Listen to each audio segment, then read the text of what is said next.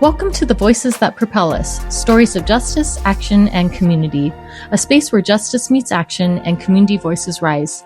Each episode, we bring you stories from the front lines, changemakers, disruptors, and everyday heroes who are building a more just, equitable, and liberated world. This is more than a podcast. It's a call to listen, learn, and move together.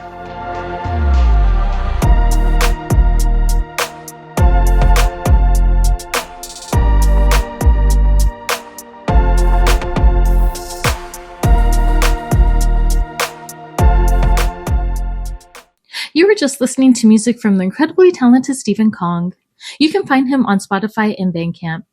Today I'm joined by Rola Halawanji, an innovative leader focused on workforce development, environmental sustainability, and community empowerment. As Program Director of the California Climate Action Corps, Rola has helped grow the program from just 50 fellows to more than 400 statewide in 4 years, building systems and partnerships that have helped make it a nationally recognized climate service corps. Originally from Tunisia, Rola came to California more than 20 years ago as the first person in her family to pursue higher education.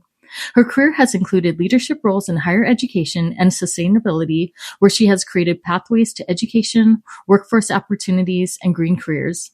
At the heart of Rola's leadership is a commitment to inclusion, empathy, collaboration, and empowering others to thrive. Well, hi, Rola. Thank you so much for being here. I'm really excited and grateful to be sharing this platform with you. I loved our work together, and I can't wait to hear what's been happening since we last spoke. But how are you doing today? I'm doing very well. Thank you so much for asking, Denise. It's the end of the day, so, I don't know if the neurons are firing as it should be in the morning, but I am very excited to be here. Wonderful. I'm excited to have you too. But just to start off, I'd love to hear more about your story first. So in your bio, you mentioned that you came from California, from Tunisia, as the first person in your family to pursue higher education. So just looking back at that, what did your journey teach you about the courage and possibility? You know, it always surprises me when I reflect back on my journey, because everything starts with a thought, right? And it's a dream. Like, what if I, as a teenager in Tunisia, looking at my prospects, looking at my different pathways, or at least the pathways that are available to me during that time, that idea of like, what if I could go to the US? Mm-hmm. And that, slowly metamorphosized into something that became tangible and being here and also like going through the journey of being an immigrant and a first female first one to be educated in my family. It's an incredible journey. But what I like to share with my fellows too is that sometimes it starts with that one thought, like, what if I could do this, and kind of see where it takes you. So, like everyone's journey, my journey is not linear. It's definitely it's gone through a lot of ups and downs, like everybody else. But I knew staying in Tunisia was not an option for me, just because I didn't want to follow a traditional path of, with the expectation of, being a female Muslim young girl is, when are you going to get married? When are you going to have kids? It's like, so contributing to those traditional roles in society.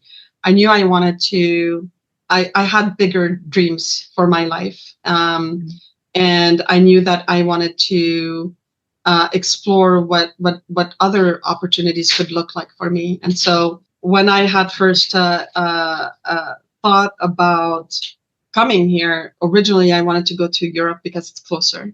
Okay. My mom at that time said, no, you study in Tunisia.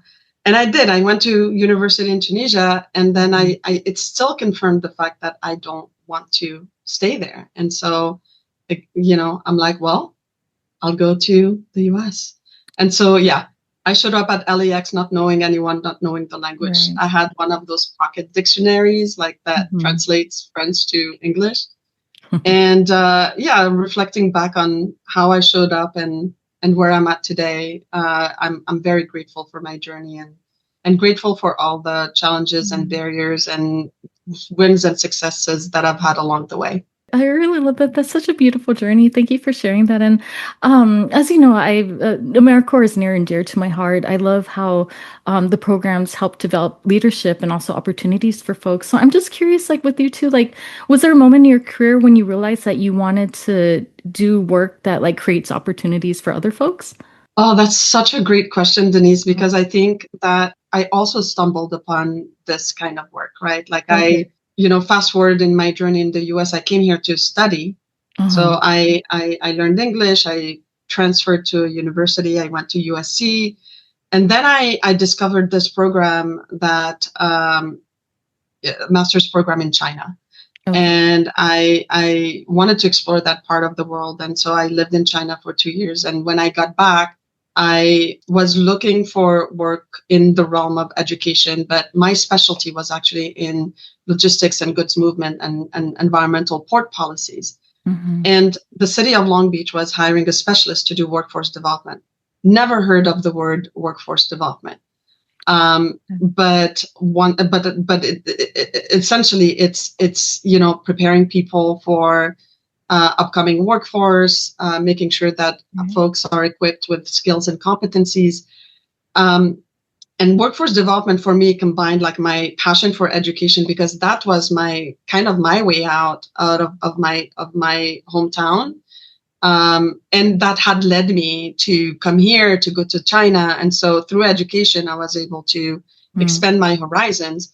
So, to me, education is a focal point of anything that I do. But overlay on top of that is like that idea of preparing people and giving them the opportunities to learn a new skill or to build upon the skills that they already have to join a trajectory or a career or educational pathways. And so to me, once I stumbled upon workforce development, I knew immediately that Mm. that's where I wanted to be. I wanted to be part of, and I still want to be part of people's journey. Like, even if it's like this little blip that happens in one's Right. journey, it's so impactful such that it puts them on a path that Yeah. will lead to better career or career ladders or better income or, some kind of betterment of their lives. Yeah, I really love that. Thank you for sharing that.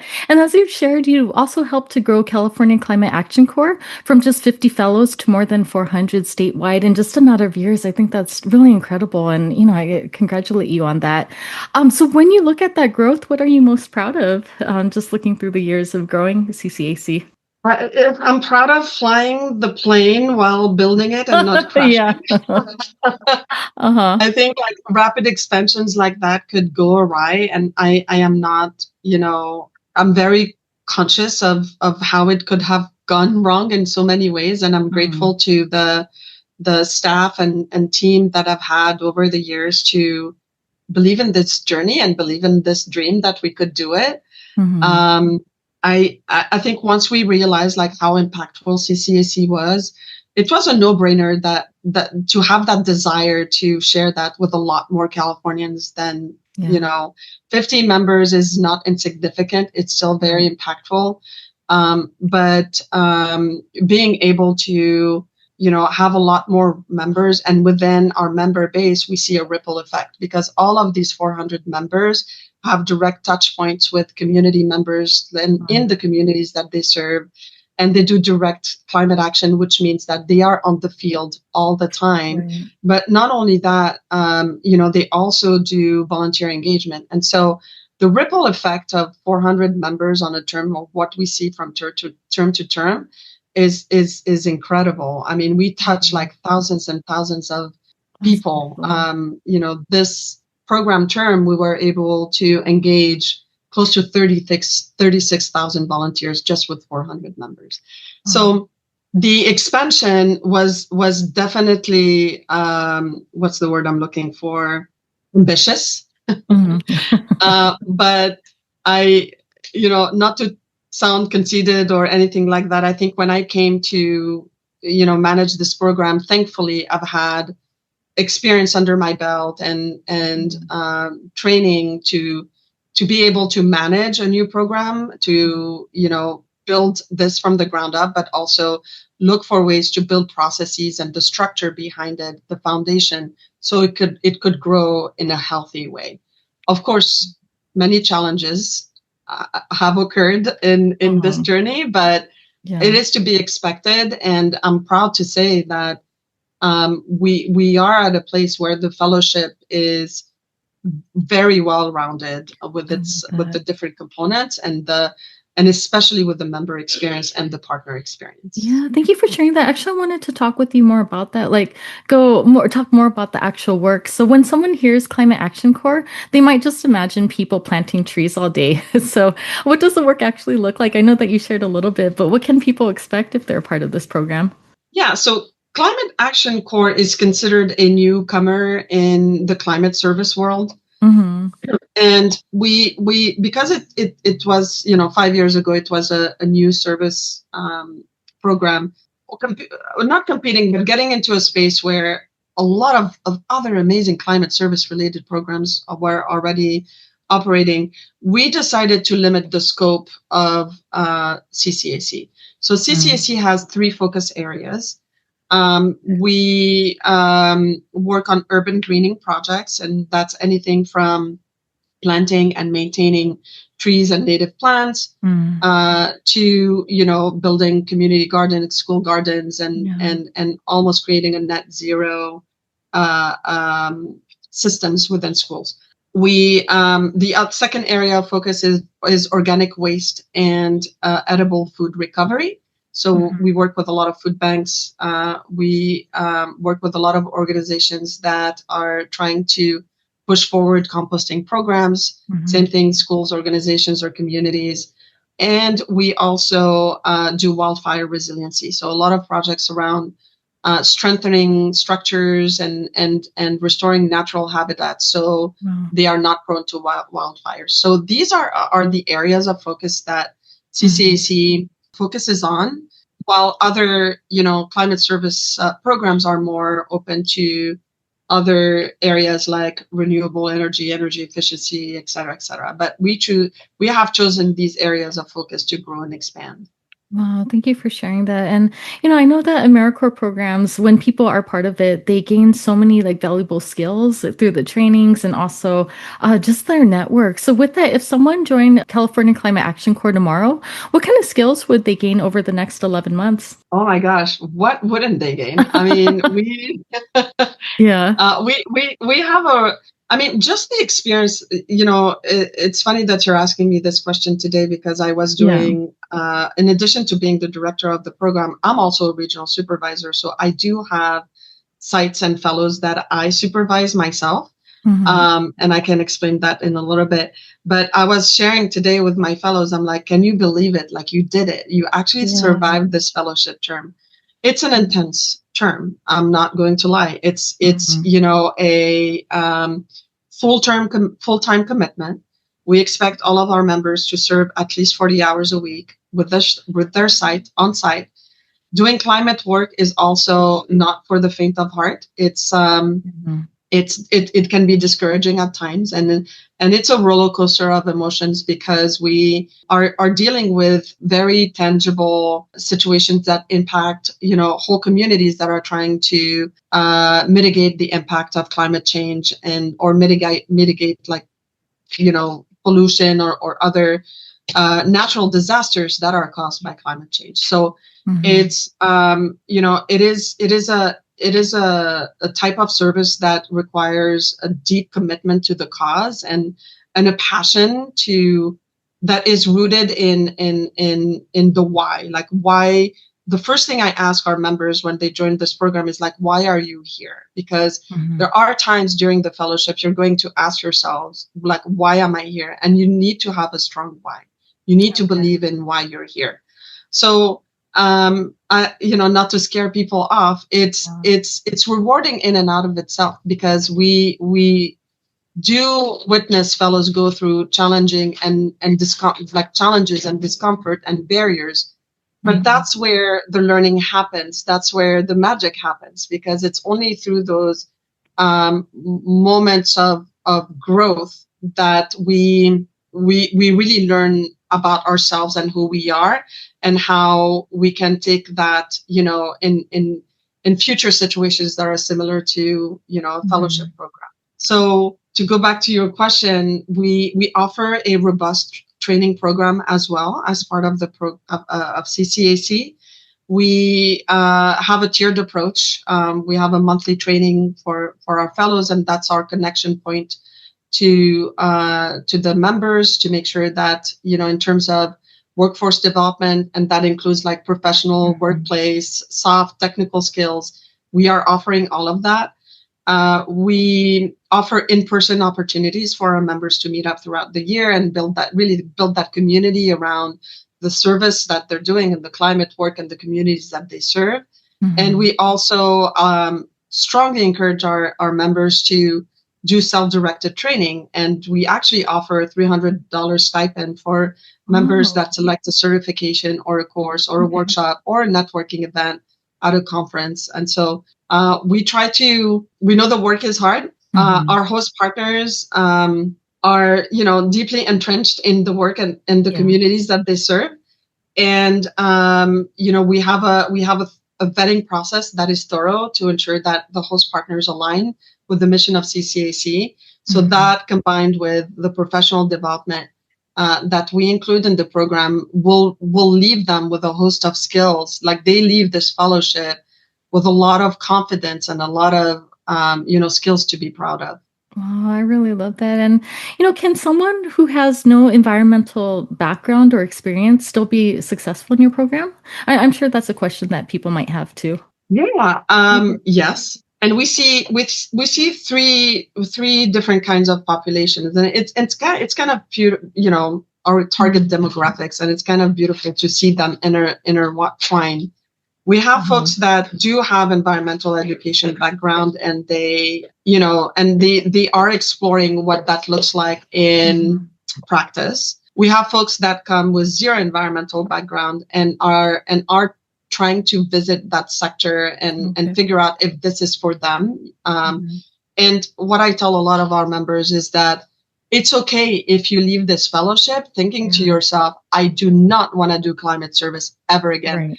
At least that's where their learning is, and that's what you are taking with you, which I think is as valuable as someone who comes in with that knowledge already.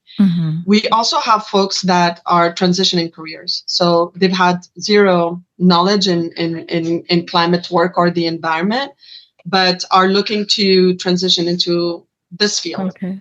And, and those are usually mid-career workers and that are trying to change the course of their career pathway.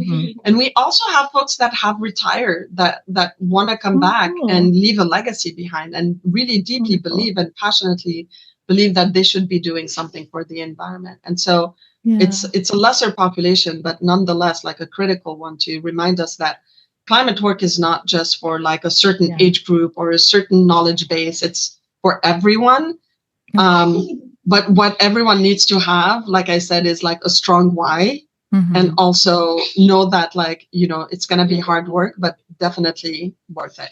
Yeah, I love that. And what kind of transformations have you seen your fellows experience from the day they started the program until they finished the program? Yeah, not because it's my program, but I think a lot of service programs do that for folks. Yeah, that's the common theme and experience that we see across members of all service programs. I think once they get a sense of purpose, and also that sense of getting things done and working directly within communies, you can't leave the fellowship but transformed to some extent. I love that. And when in our final evaluation, like we do this kind of word map, of in one word, describe what your fellowship experience has been. The one that really sticks out is transformation. A lot of fellows feel that they underwent an experience that solidified or validated, some of the thoughts or ideas or passion that they've had when they came in. Wow, that's really beautiful. And, I know a question that comes up from folks too is like, what happens after AmeriCorps? What does life after AmeriCorps look like? So, can you please share where do fellows typically go after completing the program? What kind of careers would you say would open up for them because of completing your AmeriCorps program? Yeah, that's a great question. We have seen a lot of our host sites actually Mhm. hire on our AmeriCorps members.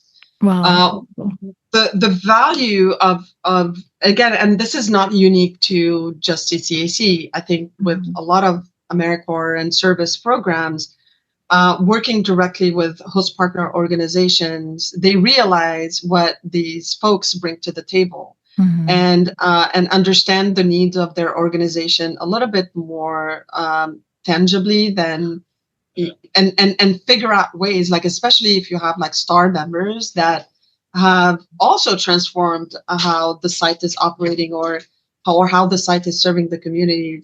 Typically people will find ways to keep Mhm. people on.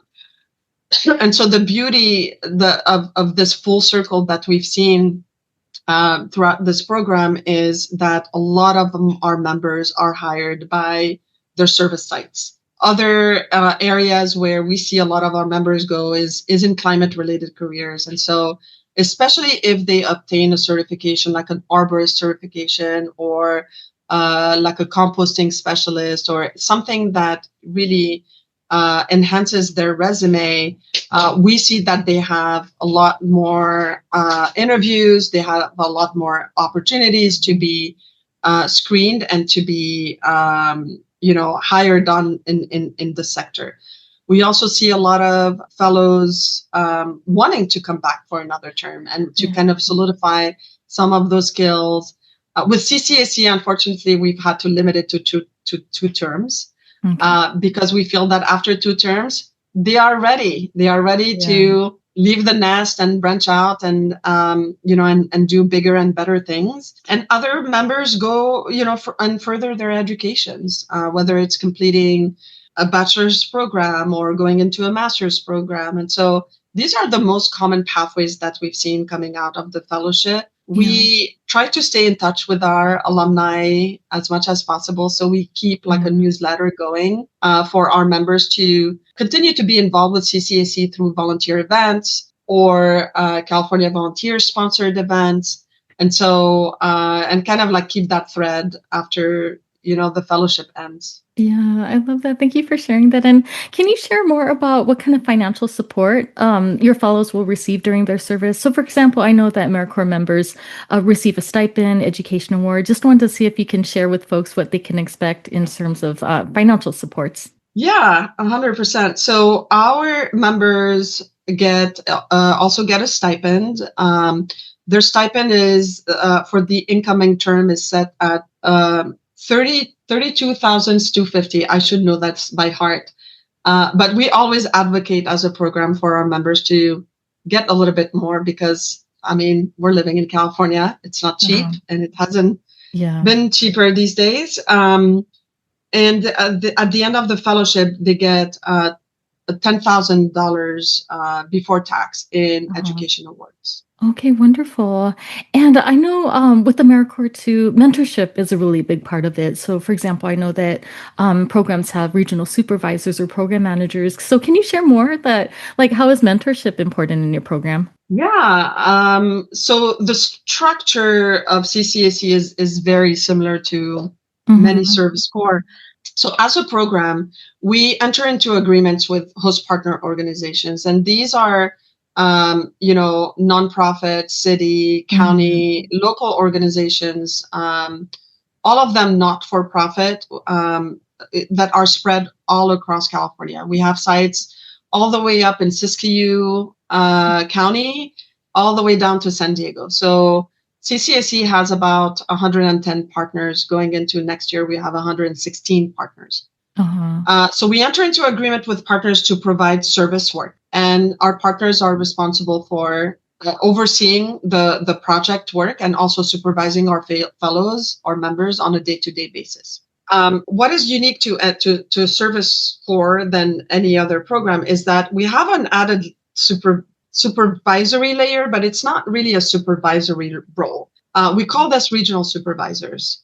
So regional supervisors at CCAC are typically staff hired by BACR and our partner implementation partner, the Energy Coalition. We are a group of, we have about 22 individuals on the CCAC team. All of us actually have a regional supervisor role, including myself as the director. And so we kind of spread, and so regional supervisors will oversee sites and their fellows. And so we manage the relationship between, the host partner sites and their fellows that that are placed at the site. And in that relationship management, that's where a lot of coaching, a lot of mentorship, a lot of supervision happens. And that's actually the glue that holds everything together. A lot of our members are new workforce entrants and are not very much aware of how to navigate a workplace, probably has never been in a workplace. And sometimes it could be difficult to understand some of the boundaries around, workplace skills or, how to navigate conflict or issues. And so the regional supervisors plays a critical role in ensuring that the host partner has their needs met, as well as the members placed at that host partner site has their needs met as well. And ensure that program compliance and is respected by both parties. So yeah, and altogether, so 116 partners, 22 regional supervisors, 400 members. So this is how the spread and the breakdown is pretty much organized. That's wonderful. I had no idea that your team also expanded that much too. That's really exciting. Yes. Yeah. Yes. That's cool. So I'd love to hear from you about just your hopes for the next generation. So what excites you the most about the next generation of climate leaders?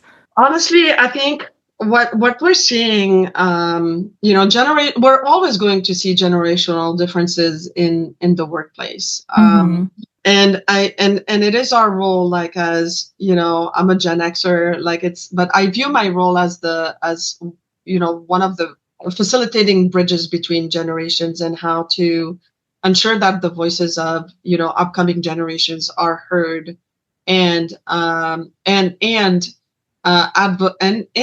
advocate for a workplace that reflects who they are and what their psychographics are, right? What do they believe in, what's important to them, how do they communicate, etc., while also bridging where the current workplace is at.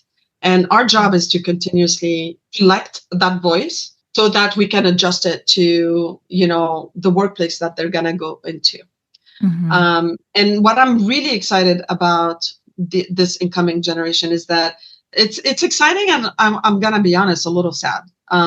By no choice, they are inheriting a world that is a lot more chaotic and difficult to understand, just because of all of the uncertainties that we are experiencing as a society, but also as a global society. Also a technological world that is evolving rapidly. Again, that carries a lot of uncertainties.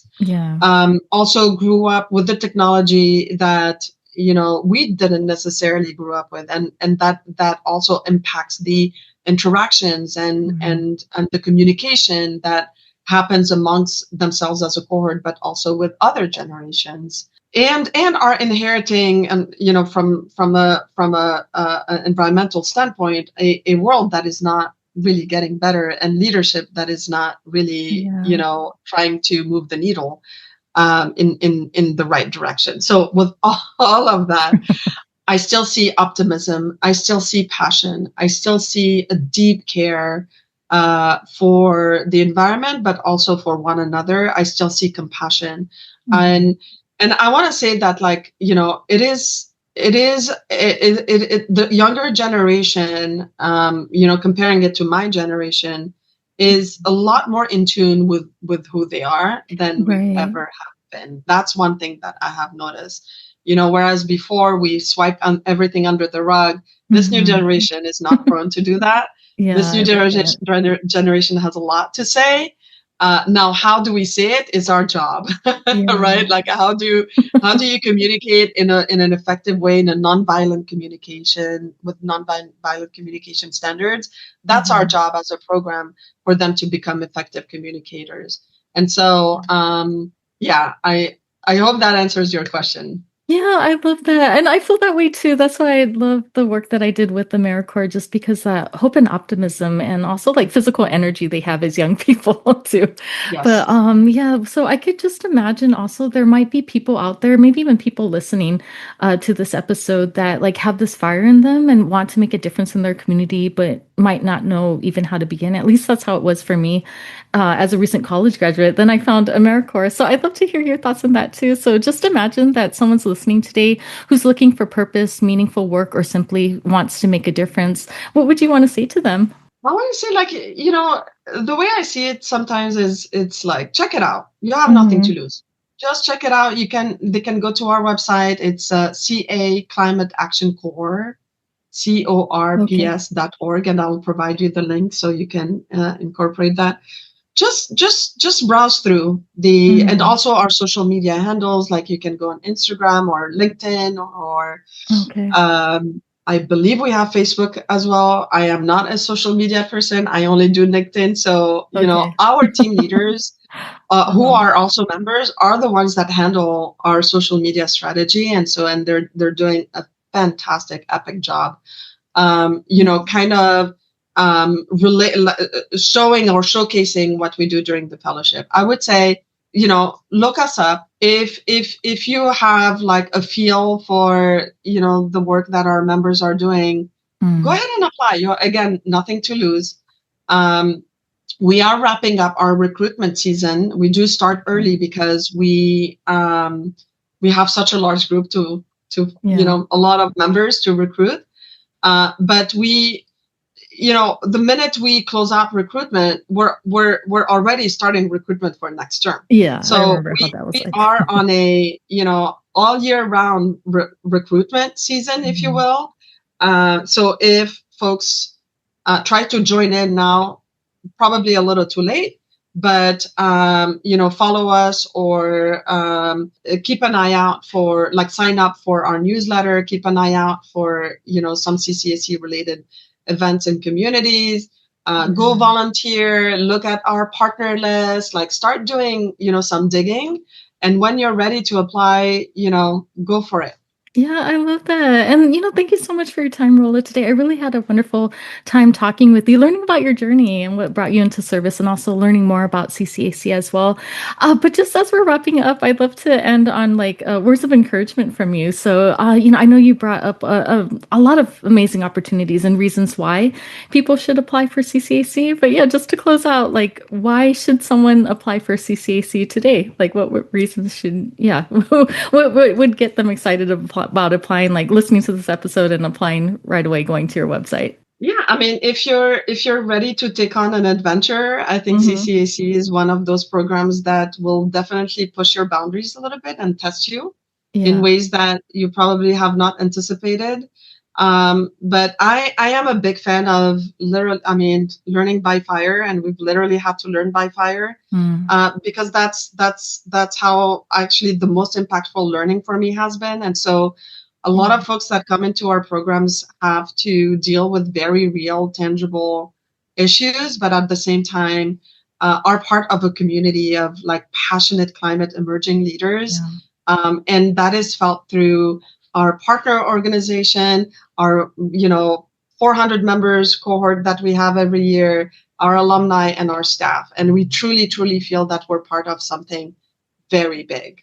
And I think that's what makes CCAC very, very unique, is that this is not a one fellow, one impact. This is a collective impact Hmm.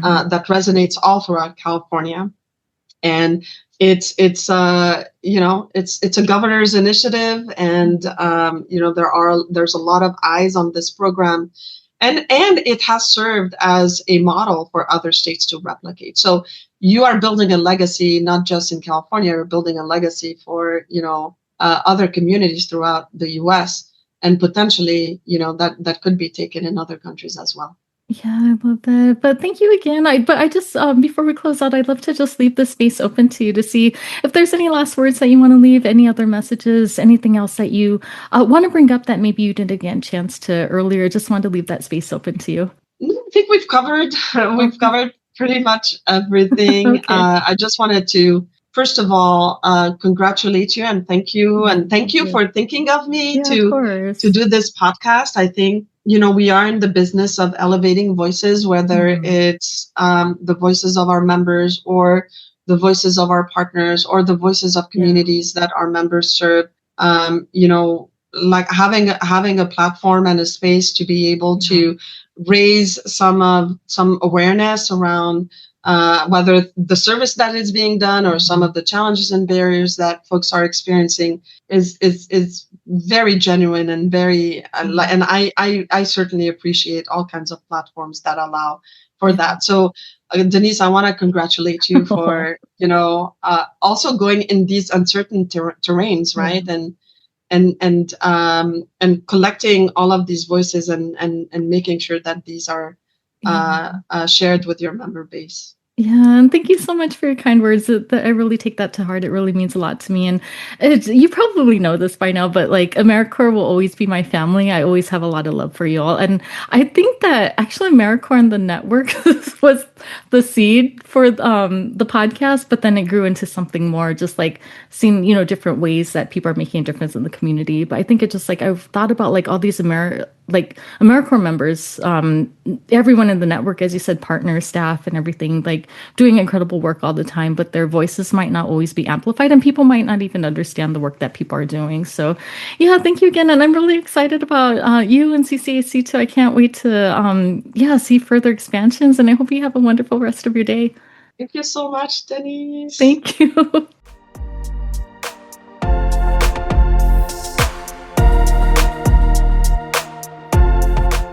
Thank you for being here and tuning in to Voices That Propel Us, stories of justice, action, and community. Your presence in this movement matters. If today's conversation moved you, share it, talk about it, and keep the work going. Together, we're not just imagining change, we're making it. Until next time, stay bold, stay grounded, and stay in the fight.